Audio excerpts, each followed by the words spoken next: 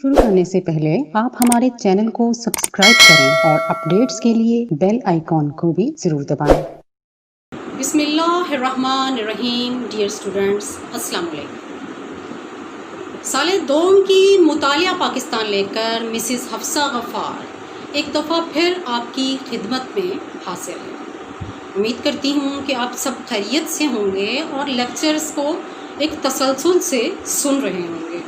तो बाब जैसा कि आप जानते हैं कि बाब चहारम का आजकल हम मुतालिया कर रहे हैं। इस सिलसिले में हम पहले करारदाद मकासद बुनियादी असूलों की कमेटी पहला लेक्चर मैं रिकॉर्ड करवा चुकी हूँ, आप सुन चुके होंगे। तो उसी का दूसरा लेक्चर मैं लेकर आज आपकी खिदमत में हाजिर हुई हूँ, जो कि है इस्लामी दफ़ात 1956, 1962 और फिर 1973 के आइन की। आप जानते हैं कि पाकिस्तान में कुल 3 दस्तूर या आइन या कॉन्स्टिट्यूशन बने हैं, और ये भी जानते होंगे कि पाकिस्तान का जो पहला आइन था वो 9 साल की ताख़ीर के बाद नाफिज़ुल अमल हुआ था। आप जानते हैं डियर स्टूडेंट्स के करारदाद मकासद उसको पाकिस्तान की तारीख़ में एक संगे मील की हैसियत हासिल है।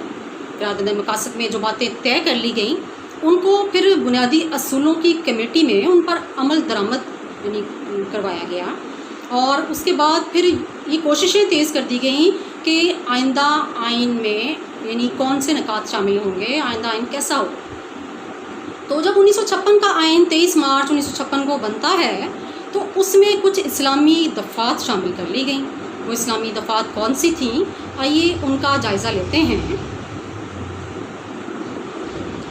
डियर स्टूडेंट्स, आपकी किताब के सफ़ा नंबर 55 में दस्तूर पाकिस्तान 1956, जैसा कि आप जानते हैं कि पाकिस्तान में ज़ाहिर इंतखाबात तो नहीं ना हुए थे जब पाकिस्तान बना है। तो 1945-46 की दस्तूर असम्बली थी ना, उसी ने अपना काम पाकिस्तान बनने के बाद शुरू किया था। लेकिन जब उस असम्बली की मुद्दत पूरी होती है, वो असम्बली बर्खास्त हो जाती है, तो उसके बाद जो नई असम्बली आती है यानी दूसरी दस्तूर साज असम्बली, उनके इंतखाब 23 जून 1955 को हुआ। 80 अरकान पर मुश्तमिल ये असम्बली मार्ज़ वजूद में आई, और चौधरी मोहम्मद अली मलिक के जो थे वो इसके वज़ीर आज़म बनते हैं, और वज़ीर आज़म बनते ही उन्होंने दस्तूर साजी का काम शुरू कर दिया। क्योंकि पहले उसमें ताख़ीर, जैसा कि मैंने जिक्र किया कि 9 साल की ताख़ीर हो चुकी थी, उन्होंने आके इस पर कोशिशें तेज़ कर दी। डियर स्टूडेंट्स, आइन का मुसव्वदा 9 जनवरी 1956 को दस्तूर साज असम्बली में पेश किया गया, और 29 फरवरी 1956 को ये मुसव्वदा मंजूर कर लिया गया। अब ये मुसव्वदा क्या होता है? देखें, एक जो तजावीज़ या कुछ जो नकात होते हैं कि जो जब तक वो आइन नहीं बनते, ठीक है ना, तो उनको हम कहते हैं ये एक मुसव्वदा है। कि जब तक वो भी असम्बली में बहस व मुबाहिसे के बाद जब वो आइन बन जाता है तो फिर वो एक कानून बन जाता है, लेकिन उससे पहले वो क्या है, वो सिर्फ़ एक मुसव्वदा है। ठीक है जी। उसके बाद है 29 फरवरी जब 1956 को ये मंजूर होता है। असम्बली में काफ़ी बहस व मुबाहिसा होता है, एक पूरा सेशन लगता है पार्लियामेंट में, अरकान अपनी अपनी राय देते हैं। उसके बाद फिर ये बाकायदा आइन का हिस्सा बन जाता है। अब 23 मार्च 1956 में पहला आइन नाफिज तो हो गया। अब उसमें जो इस्लामी दफ़ात का जिक्र है, आइए उसका एक एक करके जायज़ा लेते हैं। सबसे पहला पॉइंट है कि दस्तूर के मुताबिक मुल्क का नाम इस्लामी जमहूरिया पाकिस्तान रखा गया। ठीक है, कि एक ऐसा मुल्क जिसको इस्लामी तरीके से भी और जमहूरी असूलों पर भी चलाया जाएगा। जमहूरियत यानी कि एक ऐसा तर्ज हुकूमत जहाँ अवाम की राय का, अवाम की ख्वाहिशात का, अवाम की मर्ज़ी का ख्याल रखा जाएगा। दूसरा नुक्ता है जी अल्लाह ताला की हाकमियत। करारदाद मकासद को दस्तूर के इब्तदाइये में शामिल किया गया, जिसके मुताबिक पूरी कायनात पर अल्लाह की हाकमियत है। अल्लाह खालिक है, मालिक है हमारा, और हम सब उसके बंदे हैं, उसकी मखलूक हैं। ये दुनिया फ़ानी है, इसकी हर चीज़ ने फ़ना हो जाना है, लेकिन बाकी ज़ात सिर्फ किसकी है? अल्लाह की। तो हाकमियत अल्लाह की है और अल्लाह पूरी कायनात का मालिक है। तीसरा नुक्ता है जी ये मुसलमान सदर का, कि दस्तूर के मुताबिक 1956 के आइन के मुताबिक जो मुल्क का सदर होगा, क्योंकि आप जानते हैं पहले ये गवर्नर जनरल का ओहदा था, ملک میں نا جب آئین جب تک نہیں بنا تھا 1935 کے ایکٹ کے تحت جو تھا صدر کی جگہ پہ اختیارات کس کے پاس ہوتے تھے؟ گورنر جنرل کے پاس. سب سے پہلے گورنر جنرل قائد اعظم بنتے ہیں, اس کے بعد پھر محمد علی اور اس کے بعد پھر اسکندر مرزا. تو یہ 3 گورنر جنرل بنے. پھر جب پاکستان کا پہلا آئین بنتا ہے 23 مارچ 1956 کو, تو پھر اسکندر مرزا گورنر جنرل کے عہدے سے ظاہر بات ہے مستعفی ہو گیا, ختم ہو گیا عہدہ, تو وہ پھر صدر مملکت کا حلف اٹھا لیتا ہے, تو پاکستان کا پہلا صدر بن جاتا ہے. تو دستور کے مطابق صدر کا مسلمان ہونا ضروری قرار دے دیا گیا. باقی عہدوں پر مسلمان کی شرط نہیں تھی, ٹھیک ہے نا, باقی جو بڑے عہدے تھے اس میں مسلمان ہونے کی شرط نہیں تھی آئین 1956 میں. یہ اور بات ہے کہ بعد میں جب 73 کا آئین آتا ہے تو اس میں صدر اور وزیر اعظم دونوں کا مسلمان ہونا جو تھا وہ لازمی قرار دے دیا گیا تھا. اگلا نقطہ ہے اسلامی قانون. ٹھیک ہے, آپ جانتے ہیں کہ پاکستان بننے کے بعد فوری طور پہ جو عبوری قانون نافذ کیا گیا تھا وہ برطانوی قانون تھا. اب آپ کو یہ پتہ ہے کہ اس میں بہت سی ایسی غیر مسلم شقیں تھیں جو مسلمان جس پر ان کے تحفظات تھے. تو اسلامی قانون بنانے سے یہاں کیا مراد ہے کہ ملک کا قانون ایسا ہوگا جو قرآن و سنت کی تعلیمات کے خلاف نہیں ہوگا. اس میں ایسا کوئی نقطہ, ایسی کوئی بات, ایسا کوئی پوائنٹ, ایسی کوئی شک شامل نہیں کی جائے گی جو کہ اسلامی تعلیمات کے منافی ہو, قرآن و سنت کے منافی ہو. تو موجودہ جو قوانین جو اس آئین جو 35 کا ایکٹ چل رہا تھا, پہلے تو اس میں کی ترمیم کی گئی کہ اس میں کوئی ایسی بات تو نہیں ہے کہ جو اسلام کے خلاف ہے. اس کے بعد پھر جب 56 کا آئین بن گیا اس میں صاف طور پہ اس میں شامل یہ بات کر دی گئی کہ اسلامی قوانین کے خلاف کوئی قانون نہیں بنایا جائے گا. 5واں نقطہ آپ کی کتاب کے مطابق ہے ادارہ تحقیقات اسلامی. ٹھیک ہے, اب دستور کے مطابق ادارہ تحقیقات اسلامی قائم کیا جائے گا جو اسلامی احکام کی تدوین و نفاذ کے بارے میں تحقیق کرے گا. اب یہ تحقیق کیسے کریں گے کہ دیکھیں موجودہ دور کو یعنی میں کس طرح سے ہمیں اسلام کو اس کے قوانین کو ڈھالنا ہے. ہم نے دیکھنا ہے کہ موجودہ حالات کے تقاضوں کے مطابق اسلامی قوانین کو اس طرح سے ان کو ڈھالنا ہے اور کوئی ایسی اس میں امینڈمنٹ بھی نہیں کرنی, کوئی ترمیم بھی نہیں کرنی جو خدا نخواستہ مذہب کے ہمارے اسلام کے اسلامی تعلیمات کو اس کو نقصان پہنچائے یا اس کے خلاف ہو. تو یہ کام کس کا تھا, ایک ادارہ بنا دیا گیا جو کہ اس پر تحقیق کرے گا. ٹھیک ہے, اگلا نقطہ ہے کہ سود کا خاتمہ. ملک میں یہ واضح کر دیا گیا, سب کو پتہ ہے کہ سود حرام ہے, سود ناجائز ہے, سود گناہ ہے. اسلام میں قرآن پاک میں واضح تعلیمات یہ بتا دیا گیا کہ سود منع ہے. تو ایسا ادارہ قائم کیا گیا کہ جس نے یعنی کہ یہ واضح طور پہ بتا دیا کہ سود حرام ہے, اور بلکہ جو وفاقی شرعی عدالت تھی اس میں تو یہ اس نے فیصلہ بھی دے دیا تھا کہ پاکستان میں سود والا کوئی قانون نہیں ہوگا. لیکن بعد میں پھر وہ سپریم کورٹ نے حالات کے تقاضے دیکھتے ہوئے وقتی طور پہ اس فیصلے کو کالعدم قرار دے دیا تھا کہ وقتی طور پہ موجودہ دور کی حالات ایسے ہیں کہ سود نظام جو ہے وہ چلانا مجبوری ہے. تو لیکچر کے سلسلے کو مزید آگے بڑھاتے ہیں. اس سے اگلا ہے دستور 1962 کی اسلامی دفعات. جی اسٹوڈنٹس, آپ جانتے ہیں کہ 56 کا آئین صرف 2 سال ہی چل سکا تھا. تو اس کے بعد 27 اکتوبر 1958 میں ایوب خان نے اس آئین کو منسوخ کر دیا. اس وقت کے آرمی چیف نے اور چیف مارشل ایڈمنسٹریٹر تھے, انہوں نے ملک میں مارشل لا لگا دیا. اس سے پہلے شاید آپ کی کتاب میں یہ نہیں ہے, آپ کی دلچسپی کے لیے بتاؤں کہ 7 اکتوبر 1958 میں جو اس وقت کے جو سکندر مرزا تھے نا, اس نے بھی مارشل لا لگا دیا تھا. لیکن وہ مارشل لا زیادہ دیر نہیں ظاہر چل سکا تھا. ایوب خان نے اقتدار پر قبضہ کر لیا اور ایوب خان نے جو سکندر مرزا تھا نا اس کو ملک بدر کر دیا, ملک سے بے دخل کر دیا, اور اس طرح سے آل ان آل کا مالک بن کے بیٹھ گیا. فرد واحد کی حکومت قائم ہو جاتی ہے. بہرحال اس نے آئین کی تیاری کے لیے ایک کمیشن مقرر کیا, کیونکہ 56 کا آئین منسوخ کر دیا گیا تھا, ختم کر دیا گیا تھا. تو کمیشن نے ایک مسودہ تیار کیا جس میں تمام اختیارات کا سرچشمہ صدر کو بنایا گیا. یعنی کہ ایوب خان کے پاس تمام اختیارات تھے. تو ایوب خان نے 8 جون 1962 کو نئے دستور کو لاگو کیا, اور اس میں جو اسلامی دفعات تھیں وہ مندرجہ ذیل تھیں. اس کا جائزہ لیتے ہیں.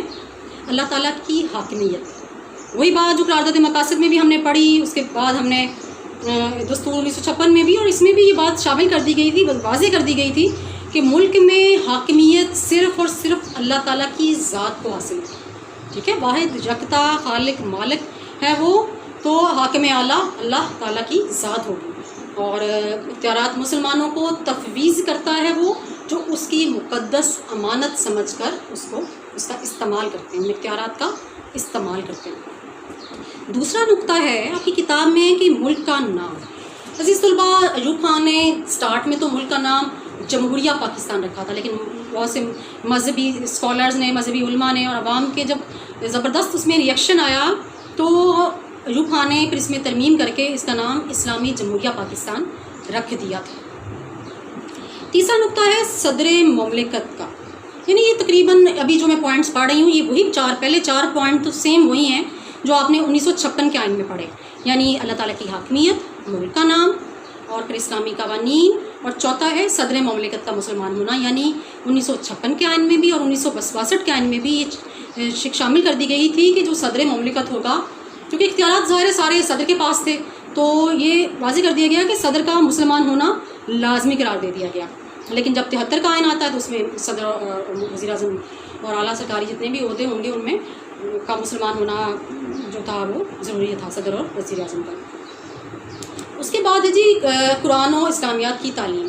ٹھیک ہے کہ تمام طلباء میں، اسٹوڈنٹس میں اسلام کا شعور پیدا کرنے کے لیے اسلامیات کی تعلیم لازمی قرار دیتی گئی. ٹھیک ہے، مسلمانوں کے لیے. اگلا پوائنٹ کہ اسلامی ادارے میں زکوٰۃ، اوقاف اور مساجد کی تنظیم کے لیے ادارے قائم کیے جائیں گے. اچھا، زکوٰۃ تو پتہ آپ کو چل گیا کہ مال کا 2.5% جو حصہ ہے وہ آپ غربا میں تقسیم کرتے ہیں. تو یہ اوقاف کیا ہے؟ دیکھیں، مساجد، دربار یا جتنے بھی مذہبی جو مقامات ہوتے ہیں ان کی حفاظت کے لیے، ان کی نگرانی کے لیے جو اوقاف کا محکمہ قائم کیا جاتا ہے. ٹھیک ہے، اس کے بعد اس میں تیسری بات کہی گئی مساجد کی تنظیم، یعنی کہ مساجد کو کس طرح سے باقاعدہ طور پر ان کو بہتر بنانے کے لیے جو ہے یہ ادارہ قائم کیا جائے گا، مساجد کی تنظیم کے ادارے قائم کیے جائیں گے. اگلا نقطہ آپ کی کتاب کے پوائنٹ ہے وہ 7، اسلامی مشاورتی کونسل. یہ ہم نے پیچھے بھی پڑھا کہ ایک ایسی مشاورتی کونسل قائم کی جائے گی جو مرکزی اور صوبائی حکومتوں کو مشورہ دے گی، یعنی اسلام کے بارے میں ایسے اس کے ممبر ایسے علماء ہوں گے، جید علماء، کہ جو حکومت وقت کو، صوبائی اور مرکزی کو اسلام سے، دین سے ان کی رہنمائی کرے گی کہ اس مسئلے کو اسلام کے مطابق اس طرح سے حل کیا جائے، یہ اقدامات کیے جائیں تاکہ مسلمان اپنی زندگیاں، ظاہری بات ہے کہ اسلام کے مطابق گزار سکیں. ادارہ تحقیقات اسلامیہ کہ ایک ایسا ادارہ قائم کیا جائے گا جو اسلامی احکام کے بارے میں اپنی رائے دے. ٹھیک ہے، کہ تاکہ اگر کوئی کسی میں کوئی شک یا کوئی ابہام ہے اسلام کو لے کے یا اسلام، تو اس ابہام کو دور کرنا اس ادارے کا کام ہوگا، تحقیقات کرنا.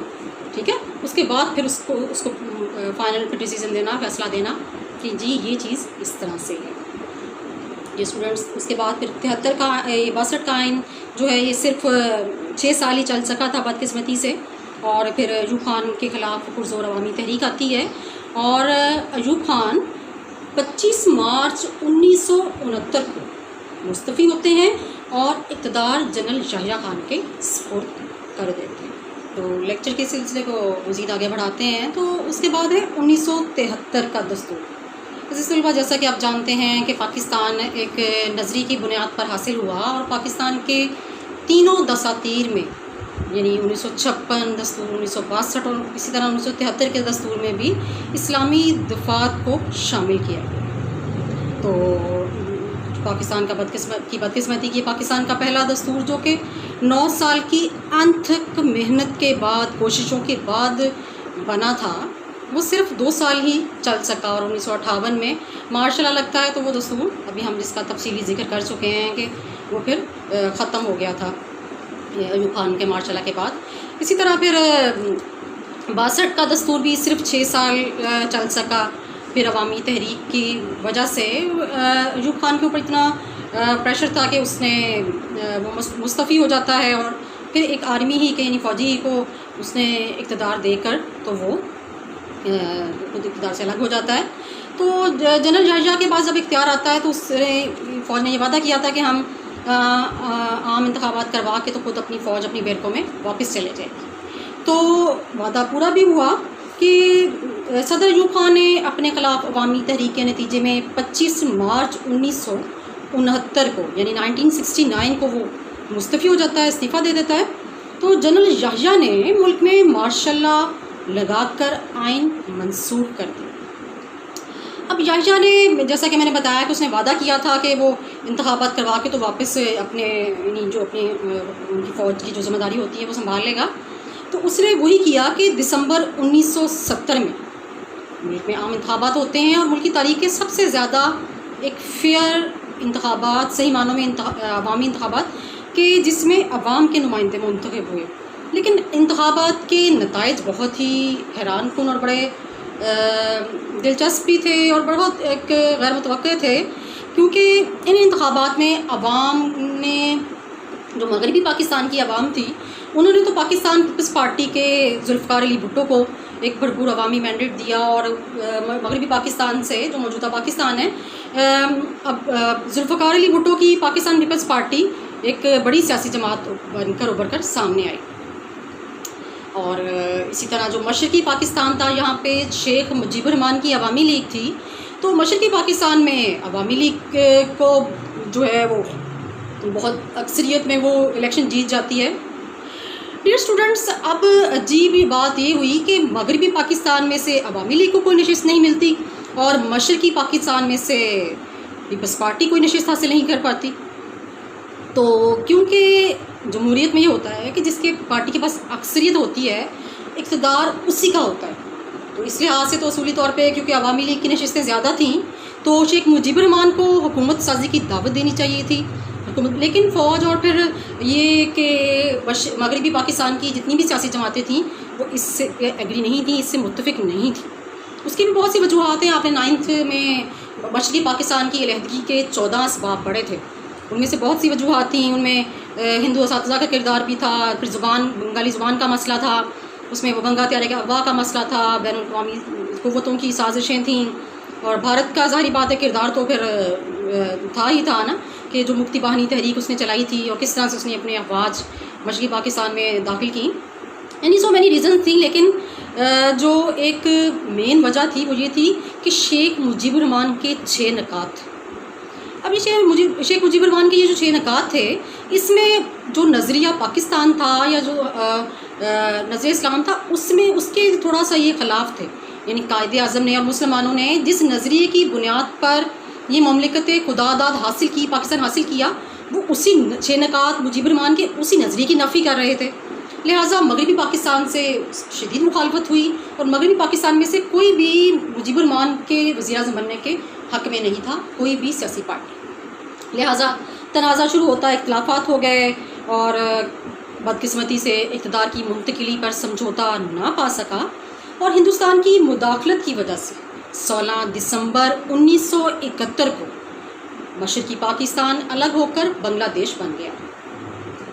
20 دسمبر 1971 کو فوجی حکومت نے اقتدار ذوالفقار علی بھٹو کے حوالے کر دیا. ڈیئر اسٹوڈنٹس, 12 اپریل 1972 میں ملک میں کیونکہ اس وقت ملک کا اپنا ایک آئین نہیں تھا تو اس لیے ذوالفقار علی بھٹو کو سول مارشل لا ایڈمنسٹریٹر بنا دیا گیا. کیونکہ ملک کا کوئی اپنا آئین نہیں تھا تو ایک عبوری آئین نافذ کر دیا گیا اور آئندہ آئین کے لیے کوششیں بنانے کے لیے کوششیں تیز کر دی گئیں. تو ذوالفقار علی بھٹو نے عوام سے اور عوامی نمائندوں سب سے یہ وعدہ کیا تھا کہ وہ ایک ملک کو ایک ایسا آئین دے گا جو بالکل غیر متنازع ہوگا, جو ہر سب کے لیے قابل قبول بھی ہوگا, ایکسیپٹیبل ہوگا. اور ڈیئر اسٹوڈنٹس, ذوالفقار علی بھٹو سے میرا آپ کا بہت سے لوگوں کو اس سے اختلاف, لاکھ اختلاف صحیح, لیکن یہ بات بھی حقیقت ہے کہ ذوالفقار علی بھٹو ہی وہ واحد پاکستانی سیاستدان ہے کہ جس نے پاکستان کو الحمدللہ ایک ایسا آئین دیا جسے اس وقت کی تمام سیاسی جماعتوں نے یعنی اس کو پارلیمنٹ میں موجود تمام اراکین کی حمایت حاصل ہوئی تھی. کسی نے اس کے خلاف ووٹ نہیں دیا تھا, تو متفقہ طور پر اس آئین کو منظور کیا گیا تھا. تو یہ ایک بہت بڑی کامیابی ہے. 44 سال سے یہ آئین نافذ العمل ہے الحمدللہ, اور ایک کامیاب آئین ہے پاکستان کی تاریخ کا، اور اس سے پہلے آئینوں کو جو انجام ہوا وہ آپ کے سامنے ہے۔ آئیے اب ہم ذرا وہ اسلامی دفعات کا جائزہ لیتے ہیں جو 1973 کے آئین میں شامل کی گئی۔ اس سے پہلے ابھی ہم 1956 اور 62 کے آئین کی اسلامی دفعات کا مطالعہ کر کے ہٹے ہیں۔ تو آئیے اب پاکستان کے موجودہ آئین 73 کی اسلامی دفعات کا دیکھیں۔ سب سے پہلا پوائنٹ ہے جی اللہ تعالیٰ کی حاکمیت۔ قرارداد مقاصد آپ کے اس چیپٹر کا جو پہلا ٹاپک تھا قرارداد مقاصد، اس میں ہم نے تفصیل سے پڑھا تھا کہ حاکمیت صرف اللہ تعالیٰ کی ذات کے پاس ہے، وہ خالق ہے، مالک ہے، ہم سب اس کی مخلوق ہیں، اور اختیارات اللہ کے مقرر کردہ جو نمائندے ہیں وہ استعمال کرتے ہیں اللہ کی نائب بن کر، اللہ کی اس کو امانت سمجھ کر۔ تو حقیقی اختیارات کا سرچشمہ کون ہے؟ اللہ تعالیٰ کی ذات۔ دوسرا پوائنٹ ہے سرکاری مذہب، کہ ملک کا نام اسلامی جمہوریہ پاکستان ہوگا، کہ ایک ایسا ملک جو اسلامی بھی ہوگا اور جمہوری بھی ہوگا، یعنی اس میں اسلامی تعلیمات پر بھی عمل کیا جائے گا، کوئی ایسا قانون نہیں بنایا جائے گا جو اسلام کے منافی ہو، اور اس کے ساتھ ساتھ وہ ایک جمہوری ریاست بھی ہوگا جس میں عوام کی حکومت ہوگی، ٹھیک ہے۔ تو ملک کا نام اسلامی جمہوریہ پاکستان۔ تیسرا پوائنٹ، ملک کا سرکاری مذہب اسلام ہوگا، کہ میں نے بتایا تھا کہ پہلے تو یہ 25% جو آبادی غیر مسلم تھی، جب مشرقی پاکستان بھی موجودہ پاکستان کا حصہ تھا تو ان میں 22% غیر مسلم تھے، اور موجودہ پاکستان میں 3% آبادی غیر مسلموں کی ہے۔ تو ان کا مطالبہ تھا کہ پاکستان کو ایک لادینی ریاست، ایک سیکولر اسٹیٹ بنا دیا جائے کہ جس کا کوئی سرکاری مذہب نہ ہو۔ لیکن بہرحال یہ ابہام یا جو شک تھا ختم ہو گیا جب 73 کے آئین کی اسلامی دفعات میں یہ واضح طور پہ بتا دیا گیا کہ ملک کا مذہب صرف اور صرف اسلام ہو۔ صدر اور وزیر اعظم کا مسلمان ہونا، ڈیئر اسٹوڈنٹس، ہم نے ابھی پچھلے آئینوں میں پڑھا کہ سربراہ حکومت یعنی صرف صدر مملکت کا مسلمان ہونا ضروری تھا، باقی اعلیٰ حکومتی عہدوں پر مسلمان شخصیت کو ہونا ضروری نہیں تھا۔ لیکن یہ پہلا آئین تھا کہ جس میں صدر اور وزیر اعظم دونوں کا مسلمان ہونا ضروری تھا، اور جو اللہ کو واحد اور محمد صلی اللہ علیہ وسلم کو اللہ کا آخری رسول مانتے ہیں، ٹھیک ہے۔ مسلمان کی تعریف بھی واضح اس میں کر دی گئی۔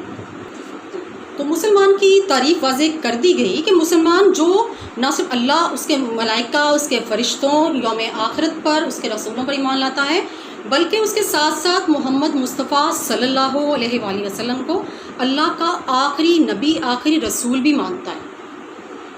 مسلمان کی تعریف بھی کر دی گئی۔ اس کا 5واں نقطہ ہے کہ 1973 کے آئین میں پہلی دفعہ مسلمان کی تعریف کی گئی کہ توحید یعنی اللہ واحد یکتا ہے، نہ وہ کسی کا باپ ہے نہ کسی کا بیٹا ہے، اس کا کوئی ہمسر نہیں۔ قل هو اللہ احد اللہ الصمد لم یلد ولم یولد ولم یکن لہ کفوا احد، کہ وہ احد ہے، وہ واحد ہے، وہ یکتا ہے، اس کا کوئی ہمسر نہیں ہے۔ روز قیامت پر ایمان، اللہ کی کتابوں پر ایمان، کہ وہ کتابیں ایک تو جو نبی اکرم صلی اللہ علیہ وسلم پر اتری قرآن مجید، اور اس سے پہلے جو انبیاء آئے ان پر بھی جو اصحاف، صحیفے یا جو کتابیں نازل ہوئیں، توریت، زبور، انجیل، تو وہ سب بے شک وہ اپنی اصلی حالت میں نہیں ہیں، ان میں تبدیلیاں کر دی گئیں بعد میں آنے والی اقوام نے، لیکن ہم بحیثیت مسلمان ان کتابوں پر بھی ایمان رکھتے ہیں کہ وہ بھی پہلے انبیاء پر آئی ہیں۔ لیکن مسلمان کی تعریف میں یہ بات واضح کر دی گئی کہ محمد مصطفیٰ صلی اللہ علیہ وسلم اللہ کے آخری نبی ہیں۔ نبی صلی اللہ علیہ وسلم نے اس کی مثال دی تھی کہ جس طرح ایک نبوت کی بہت خوبصورت شاندار عمارت ہے، تو میں اس کی آخری اینٹ ہوں، میری لگنے سے وہ شاندار عمارت کی تکمیل ہو گئی، وہ مکمل ہو گئی۔ پھر آپ نے خود فرمایا لا نبی بعدی انا خاتم النبیین، کہ میں خاتم النبیین ہوں، میرے بعد کوئی نبی یا رسول قیامت تک نہیں آئے گا۔ پھر ایک جگہ پہ فرمایا کہ اگر میرے بعد کوئی نبی ہوتا تو محمد تو عمر یا ابو بکر ہوتا، یعنی بیسٹ مقامات پہ فرمایا۔ اس کے باوجود بھی کچھ لوگ اٹھ کر جب یہ دعوت کرتے ہیں کہ نبی صلی اللہ علیہ وسلم کے بعد نعوذ باللہ کوئی رسول یا نبی آئے گا یا ہے، جیسے یہ احمدی اور قادیانی ہیں، انہوں نے اپنی الگ جنت دوزخ بنائی ہوئی ہے، اپنے آپ کو مسلمان یہ کہتے ہیں، تو مسلمان کی تو تعریف میں یہ ہے ہی نہیں۔ مسلمان تو کہتا ہے لا الہ الا اللہ محمد الرسول اللہ، کہ اللہ ایک ہے اور محمد اللہ کے رسول ہیں۔ یہ اسٹوڈنٹس، ان کے بعد کوئی نبی نہیں آئے گا قیامت تک۔ ہم مسلمانوں کا یہی عقیدہ ہے، جو ایسا سوچتا ہے، ایسا دعویٰ کرتا ہے کہ ان کے بعد کوئی نبی ہے، تو نعوذ باللہ وہ دائرہ اسلام سے، وہ ایسا شخص دائرہ اسلام سے خارج ہے، اسلام میں اس کے لیے کوئی جگہ نہیں ہے، وہ غیر مسلم ہے۔ تو بھٹو نے آ کے کیا کیا، اس نے مسلمان کی تعریف شامل کر دی کہ احمدی اور قادیانی کیونکہ یہ دعویٰ کرتے ہیں کہ نبی صلی اللہ علیہ وسلم کے بعد بھی نعوذ باللہ کوئی نبی آئے گا، لہٰذا یہ غیر مسلم ہے، یہ احمدی قادیانی نان مسلم ہے۔ اسلامی قوانین کا نفاذ، موجودہ قوانین کو اسلامی اصولوں کے مطابق ڈالا جائے اور کوئی ایسا قانون نہیں بنایا جائے گا جو اسلام کی تعلیمات کے متصادم ہو، یعنی جو موجودہ پہلے سے قانون ہیں ان کو بھی بالکل اسلام کے مطابق ڈالا جائے، اور آئندہ آنے والے قوانین بھی کوئی ایسے نہ بنائے جائیں کہ جو اسلام کی تعلیمات سے الٹ ہوں، اس سے متصادم ہوں۔ اس کے بعد پھر 7واں نقطہ ہے کہ قرآن اور اسلامیات کی تعلیم اسکولوں کالجوں میں لازمی ہوگی۔ آپ نے دیکھا ہے کہ جماعت یعنی سے لے کے اول جماعت سے لے کے 12ویں جماعت تک اسکولوں کالجوں میں مطالعہ پاکستان اور اسلامیات کی تعلیم لازمی قرار دے دی گئی ہے، ٹھیک ہے نا، تو وہ لازمی یعنی اس میں اگر بچہ فیل ہوتا ہے تو وہ فیل ہی تصور ہوگا۔ عربی کی تعلیم قرآن پاک کی طباعت 8واں نقطہ ہے کہ اسکولوں میں 6ٹھی سے 8ویں جماعت تک عربی کی تعلیم لازمی ہوگی، کہ عربی گو کہ اس طرح سے لاگو نہ ہو سکی کہ جو اس کا تقاضا تھا، لیکن بہرحال اسکولوں میں 8ویں جماعت تک عربی کو پڑھایا جاتا ہے، بے شک 1 یا 2 پیریڈ اس کے ہفتے میں ہوتے ہیں، لیکن بہرحال پڑھائی جاتی ہے یہ، کیونکہ یہ بھی لازمی ہے۔ اس کے بعد قرآن پاک کی طباعت غلطیوں سے پاک ہوگی، کہ حکومت ہر وہ ممکن کوشش کرے گی کہ جس میں کہ ایسے علماء سے رہنمائی حاصل کرے گی کہ جنہوں نے قرآن پاک کو اچھی طرح سے، جن کا ایک بڑا ایک وسیع کہہ لیں کہ ایک تجربہ ہے، کہ جن قرآن کو وہ اچھی طرح سے اس کا مطالعہ کریں گے، اس کو دیکھیں گے کہ کوئی خدا نخواستہ اس میں کوئی زیر زبر کی بھی غلطی تو نہیں ہے، تو وہ اس کی ٹھیک کریں گے، درستی کریں گے، اور پھر اس قرآن کے اس نسخے کو شائع کیا جائے گا، تو اور پھر باقاعدہ اس پہ سرٹیفکیٹ بھی جاری کیا جائے گا۔ اس کے علاوہ اسلامی اقدار ہم پہلے تفصیل سے پڑھ چکے ہیں قرارداد مقاصد والے پوائنٹ میں، کہ جمہوریت یعنی اکثریت کی حکومت، انصاف کہ سب کے ساتھ برابری کا ایک جیسا سلوک، کوئی کسی کے ساتھ کوئی ناانصافی نہیں ہوگی، رواداری، برداشت، آزادی جذبات، اظہار رائے کی آزادی، مساوات، برابری، معاشرتی انصاف، کہ ہر طرح سے لوگوں کے ساتھ مکمل طور پر انصاف کا دامن حاصل نہیں چھوڑے جائیں گے۔ پاکستان میں رہنے والے تمام شہری، بے شک مسلمان ہیں، غیر مسلم ہیں یا جو بھی اقلیتیں ہیں پاکستان میں، ان کے ساتھ بھی، تمام پاکستان کے شہریوں کے ساتھ یعنی کسی کے ساتھ امتیازی سلوک نہیں کیا جائے گا، تمام شہریوں کے ساتھ برابری کا سلوک کیا جائے گا۔ اس کا 10واں نقطہ ہے مسلمان کی طرز زندگی۔ ایسے حالات پیدا کیے جائیں گے کہ مسلمان انفرادی طور پر اور اجتماعی طور پر اپنی زندگیاں اسلام کے مطابق ڈھال سکیں۔ اب یہ کس طرح ممکن ہے، کیسے ڈھال سکتے ہیں؟ دیکھیں، انفرادی اجتماعی طور پہ ایسے کون سے اقدامات کیے جا سکتے ہیں، جیسے کہ ابھی یہ ایک مثال ہے کہ اسکولوں مدرسوں میں بچوں کو ایسے مواقع ان کے سلیبس میں ایسی شامل باتیں کی جائیں کہ بچے ان کی دین کی سمجھ آئے، بچوں کی دین سے بچے دور ہی نہ ہوں، ان کے دین کے قریب ہوں۔ اسی طرح ہمارے جو یہ چینلز ہیں، ہمارا سرکاری چینل ہے یا دوسرے چینلز ہیں، قرآن پاک کو ترجمے کے ساتھ نشر کرتے ہیں، پھر اذان کے وقت اذان 5 ٹائم میں نشر کی جاتی ہے، سرکاری ٹیلی ویژن میں بھی اور دوسرے چینلز میں بھی۔ اس طرح رمضان میں بھی خصوصی اہتمام ہوتا ہے نشریات کا، تو روزے یا حج کے موقع پہ تو وہ ساری یعنی کہ جو ہے نا ایسے مسلمانوں کو دین ایسے پروگرام نشر کیے جائیں جس سے بچوں میں خاص طور پہ اور مسلمانوں میں بھی دین وہ اپنی زندگیوں کو اسلام کے مطابق ڈھال سکیں۔ زکوٰۃ و عشر، یہ بھی ظاہر ہے آپ کو پڑھا چکے ہیں ہم پہلے بھی، کہ مال کا 2.5% یا 40واں حصہ ہوتا ہے وہ زکوٰۃ، اور عشر کیا ہوتی ہے، جو آپ کی جو زرعی پیداوار ہوتی ہے نا، اس کا 10% جو ہے وہ غریبوں میں بانٹا جائے گا، تقسیم کیا جائے گا، اور زکوٰۃ کونسلیں قائم کی جائیں گی جو کہ اس کی نگرانی کریں گی۔ اس کے بعد سود کا خاتمہ، ابھی ہم نے پچھلے دونوں آئینوں میں پڑھا، لیکن بدقسمتی سے اس پہ عمل تو نہ ہو سکا، لیکن بہرحال یہ بھی ایک قانون کا حصہ بنا دیا گیا کہ جو سود کا کاروبار کرے گا وہ غیر قانونی بھی ہے، غیر شرعی، غیر اسلامی بھی ہے، تو ملکی معیشت کو سود سے پاک کیا جائے گا۔ اس کے بعد اگلا نقطہ ہے اسلامی نظریاتی کونسل۔ اسلامی نظریاتی کونسل قائم کی جائے گی جو قوانین کو اسلامی تعلیمات کے مطابق بنانے میں قانون ساز اداروں کی رہنمائی کرے گی، اور موجودہ قوانین کو بھی اسلام کے مطابق ڈھالے گی کہ کس طرح سے ملک میں ایسے قوانین لاگو کیے جائیں کہ واقعی صحیح معنوں میں کہ جو ہمارا جس نظریے کی بنیاد پہ اس ملک کو حاصل کیا گیا تھا وہ نظریہ حاصل ہو گیا، عوام کو بھی یہ لگے، اور یعنی جو مقصد تھا وہ ہمارا مقصد ہمیں حاصل ہو گیا۔ تو ڈیئر اسٹوڈنٹس، 1973 کے آئین کو جب ہم اس کا مطالعہ کرتے ہیں تو ہم دیکھتے ہیں کہ وہ کون سی باتیں جو 62 اور 56 کے آئین میں مکمل نہ ہو سکیں وہ 73 کے آئین میں ہمیں وہ مل گئیں. تو وہ باتیں ان میں سب سے پہلی بات تو یہ ہے کہ یہ آئین جو تھا یہ ایک متفقہ آئین تھا، ایک متفقہ دستور تھا کہ جس میں تمام سیاسی جماعتوں نے مل کے اس آئین کو منظور کیا تھا، اس کے حق میں فیصلہ دیا تھا. اس کے بعد ہے اس کو براہ راست عوامی نمائندوں نے بنایا تھا، عوامی نمائندوں کا بنایا ہوا یہ دستور تھا کہ اس پہ سب کا اتفاق تھا. عوام کے نمائندے جو کہ الیکٹ ہو کے اسمبلیوں میں آئے تھے انہوں نے یہ بنایا تھا اور اس میں سب کا اتفاق تھا. اس کے بعد اگلا نقطہ ہے کہ عوامی امنگوں کا یہ ایک ترجمان دستور ہے کہ عوام کی خواہشات جو تھیں وہ اس آئین میں پوری ہو گئیں، جو ان کی ڈیمانڈس تھیں. اسی طرح یہ صحیح معنوں میں ایک اسلامی دستور ہے، ایک متوازن دستور ہے، بیلنس دستور ہے، جو سب یعنی کہ ہر کہہ لیں کہ طبقہ فکر کے لوگوں نے اس کو پسند کیا، اس کو منظور کیا. اس کے علاوہ اس آئین میں صوبوں کے حقوق کا تحفظ کیا گیا، صوبوں کے حقوق کا محافظ آئین ہے، ٹھیک ہے. اور انتظامیہ، مقننہ اور عدلیہ کے درمیان ایک بیلنس اس آئین کی وجہ سے آ گیا. ہر ادارے کو اپنے اپنے فرائض کا، ڈیوٹیز کا پتہ چل گیا کہ انہوں نے اس کے مطابق کام کرنا ہے، ٹھیک ہے.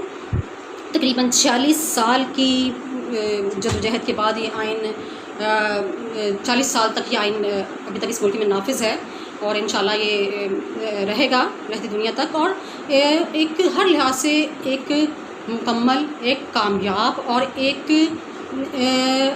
ایسا آئین کہ جس کو وفاقی اور صوبائی حکومتوں میں جس نے ایک بیلنس کر دیا. امید کرتی ہوں کہ لیکچر آپ کو اچھی سمجھ آیا ہے اور اس کے ساتھ ہی آپ سے اجازت چاہتی ہوں. اپنا اور اپنے گھر والوں کا خیال رکھیے. اللہ حافظ. جس امت کی بنیاد اتنی بڑی قربانی پر ہو، وہ امت کہے کہ سود کے بغیر گزارا نہیں، جھوٹ کے بغیر گزارا نہیں. سارے بازار کے تاجروں سے پوچھو تو کہتے ہیں کہ جھوٹ کے بغیر دکانداری نہیں چلتی. سارے وکیلوں سے پوچھو تو کہتے ہیں کہ وکیلوں سے میں کیا کہوں، ادھر تو پورا قانون ہی کالا ہے. کہتے ہیں جی کہ جھوٹ کے بغیر کیس نہیں. سیاستدانوں سے پوچھو، کہتے ہیں کہ جھوٹ کے بغیر سیاست نہیں.